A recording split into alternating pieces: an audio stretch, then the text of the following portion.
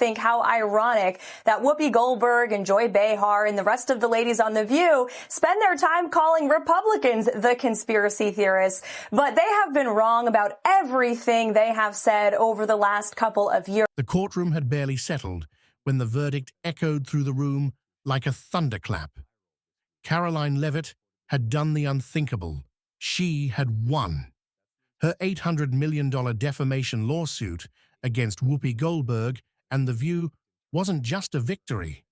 It was a media earthquake that sent shockwaves across the country.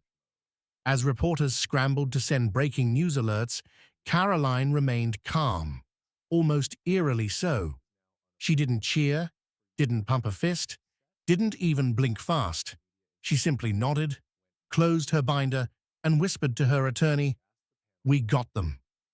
The phrase instantly went viral. Whoopi Goldberg, seated just feet away, sat frozen, her face pale, her posture broken.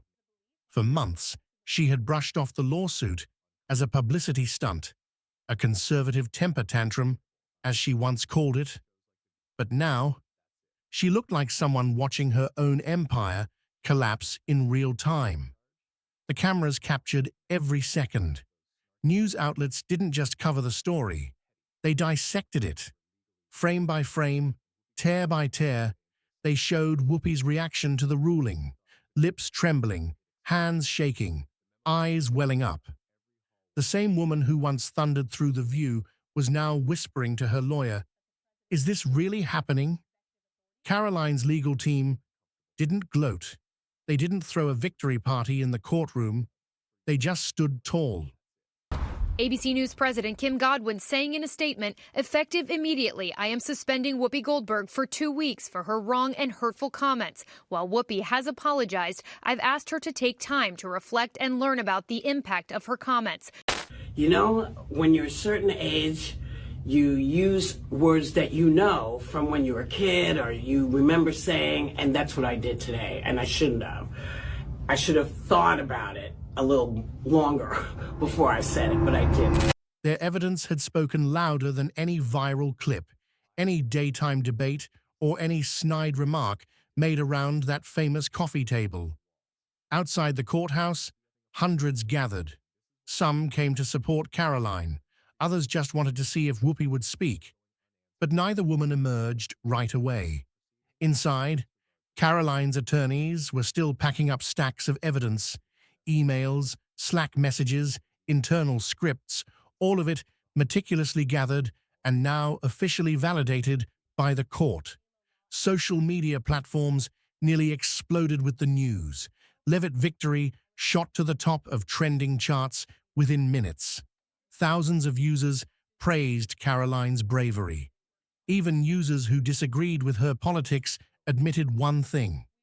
She played the long game, and she won it. Joy Behar didn't attend the final day in court, but that didn't spare her from backlash. One clip resurfaced from the original broadcast where she mocked Karoline's intelligence. Now, that moment was being memed and ridiculed across every platform imaginable. Sunny Hostin, known for her legal background, had reportedly told staff, "There's no way this case has merit." But the judge clearly disagreed. His ruling didn't just confirm the lawsuit's legitimacy, it demolished the defense's argument that The View was just opinion-based entertainment. Inside ABC's headquarters, the mood was described by one staffer as funeral-like. I would like this young lady this is her first job, I would like her to do a little homework. Because she said something yesterday that really pissed me off. And that was, she said, there will be no wokeness here. Oh, yeah. Let me explain something to you. Because without that wokeness, you might not have that job. Yeah. I think she's probably been put in there because according to Donald Trump, she's a 10. You know that's what it is. I want to be clear, though, it's not her first job. It was her first press briefing. She worked in the previous Trump administration. Executives held back-to-back emergency meetings, scrambling to figure out how their flagship show had become a legal disaster of this magnitude. One insider said, "It's not just Whoopi. This could bring down half the top floor." Karoline didn't rush to the cameras. She didn't issue a fiery speech or wave a press release. Instead, she walked out with the same steady grace she walked in with. One journalist shouted, "Karoline, what do you want to say to America?" She paused, turned slightly and said, "Let this be a reminder. Facts still matter." Back on set at The View, producers were reportedly in chaos. Reruns were pulled, scripts were shredded, and more than one co-host demanded to know, why didn't legal warn us this could happen? But the warnings had come months ago, and they were ignored. Several sponsors began quietly pulling back. A major beauty brand reportedly paused all advertising for the show. A well-known beverage company called for a cooling period. ABC's advertising department had never moved so fast to contain the fallout. Whoopi's spokesperson released a short statement. Ms. Goldberg is disappointed with the verdict and exploring legal options. But sources close to her admitted, privately, she was devastated. She feels betrayed by the network, one source said. She didn't think this would actually go to trial. In contrast, Karoline was already fielding interview offers. From Fox to CNN, networks lined up for exclusive comments, but she declined every request. Her only reply to one journalist was, "This isn't about headlines. It's about justice." Legal analysts couldn't stop talking. One said, "This verdict could set a new precedent for media accountability." Another added, "We haven't seen anything this high profile since the Depp Heard trial." The courtroom battle had become a cultural turning point. The most divisive and disgusting speech that any president, certainly in my lifetime, has ever given. He essentially waged war on half of the country by saying that we are all a threat to democracy because we believe in putting America first. It's not radical to want to put your country and your own people first. It's not radical to want to have a strong border, a strong military, and to unleash the might of your own economy, not economies around the world. A leaked email from inside The View's production team revealed something chilling. "We underestimated her. Big mistake." That single sentence spread like wildfire because it confirmed what many suspected. The hosts didn't just insult Karoline, they strategized to do it on air. Footage from that infamous episode now looks entirely different. Once seen as feisty television, now seen as premeditated mockery, viewers began combing through past episodes, wondering what else was scripted, what other guests were targeted. And then came the moment nobody expected. Whoopi Goldberg didn't return for the next taping of The View. A stand-in host sat in her place, delivering awkward commentary as if everything were normal. But viewers knew the truth. Something had broken behind those bright studio lights. Meanwhile, Karoline posted one message online, a simple image of the courthouse, captioned only, "Truth wins." No hashtags, no rants, just that. And it echoed louder than any monologue broadcast on live TV. Backstage at ABC, panic turned into finger-pointing. Producers blamed legal, legal blamed PR, and PR, they blamed the hosts for going off-script. But internal documents said otherwise. Everything was planned, word for word, down to the moment Whoopi made that damning statement. Target her background, then escalate if she doesn't take the bait. One document read, that alone sent legal analysts into a frenzy. Because this wasn't harmless commentary, it was a coordinated takedown caught on paper. Karoline's team had predicted this defense tactic. They were ready. One lawyer said during closing arguments, "This isn't a personality conflict. It's a systemic effort to discredit and destroy a young woman for sport." And the jury listened closely. When the verdict dropped, it wasn't just a win. It was a statement. The courtroom erupted. Some gasped, some whispered, but nearly everyone turned toward Whoopi, who sat as still as a statue.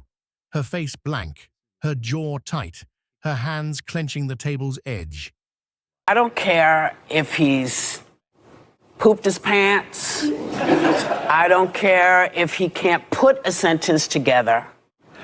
Show me he can't do the job, and then I'll say, okay, maybe it's time to go. President Trump's life echoed the sentiment that President Trump is a threat to democracy. And if you're a deranged lunatic and you're mentally ill, you will believe that lie. And yes, you will take political violence like we have seen in 2 instances against President Trump. Last week, Tim Walz and Kamala Harris said that everyone who showed up to President Trump's rally at Madison Square Garden was a Nazi. That's despicable, dangerous, divisive rhetoric that is spewed by the Democrat Party every single day. Reporters outside could barely keep up. Microphones shoved in every direction. Live feeds crashing from too much traffic. One anchor breathlessly said, "This case has blown a hole through ABC's carefully built image of integrity." Inside the studio, Joy Behar reportedly had an outburst. "I told them this was a bad idea," she shouted at a staffer. But according to insiders, she was the first one pushing for the segment that caused it all. Sunny Hostin, once confident this lawsuit would fail, refused to comment. She left the building without addressing reporters, ducking into a black SUV with tinted windows as flashbulbs lit up the night. Karoline, by contrast, walked slowly to her car with her husband beside her. No security, no entourage, just quiet confidence. The crowd clapped. Some shouted her name. One man yelled, "You did it for all of us." She smiled, nodded, and got in the car. That smile, it wasn't pride, it was peace. Peace from knowing she didn't shout, didn't smear, didn't lie. She fought with evidence, and she won with dignity. ABC's legal department scrambled to prepare a damage control plan. But even their internal brief labeled this outcome a Category 5 disaster. One executive warned, "If we don't make a personnel change now, our brand won't recover." In response, Karoline's lawyers released a short but powerful statement. "This verdict affirms what we've known from the start. Truth matters, and reckless media conduct has real consequences." People on both sides of the political aisle reacted with surprise. "I don't even agree with her," one liberal podcaster admitted, "but she played this brilliantly, and she's right. This should never have happened on national TV." Meanwhile, Whoopi's legal team was in chaos. Emergency filings, late-night calls, but no clear plan. One source close to the case said, "They were completely blindsided. They never thought Karoline would follow through this far." And that underestimation, it might cost them everything. Syndicated deals are now in jeopardy. International reruns pulled. Upcoming press tours cancelled. ABC's flagship faces a slow public unraveling. What started as a smug dismissal, just another political guest to mock, had turned into the most humiliating courtroom loss in the show's history. And viewers aren't just watching, they're choosing sides. The fallout is far from over. Karoline may have won in court, but the cultural consequences are only beginning. Because this wasn't just a lawsuit, it was a reckoning. And while The View stumbles into damage control, Karoline Leavitt rises into national spotlight, not with fury, but with grace. Her victory wasn't loud. It was undeniable. The next morning, newspapers across the country splashed Karoline Leavitt's face across their front pages. I respect everything everyone is saying to me, and I don't want to fake apologize. I'm very upset about that people are misunderstood what I was saying. I just leave. I go home. I go home to my life, and I take care of my cat and do all the stuff I'm supposed to. Back at ABC, the fallout became more brutal by the hour. Internal staffers leaked memos showing executives had been warned. One said plainly, "If we air this segment as is, we open ourselves up to serious exposure." The memo had been ignored, and now they were paying the price. One senior staffer was placed on immediate suspension. Another quietly resigned. But the big question loomed like a dark cloud. What would happen to Whoopi Goldberg? The ripple effect kept growing. Other public figures who had been smeared by media outlets began reaching out to Karoline's lawyers. "Can we do the same?" they asked. And the answer, in most cases, was yes. News channels began speculating. Was this the end of unchecked media smear tactics? Had Karoline Leavitt broken the dam? Some said yes. Others said this was just the beginning of a long-overdue cultural reset. At a small gathering days later, Karoline spoke briefly to supporters. "I don't want vengeance," she said. "I want accountability, because the truth isn't loud, but it lasts." The room erupted in applause. Meanwhile, ratings for The View plummeted. Viewers didn't trust them anymore. What used to be background noise for millions of Americans now felt tainted, carefully edited, weaponized entertainment, masked as conversation. And advertisers noticed. 3 major sponsors pulled out completely.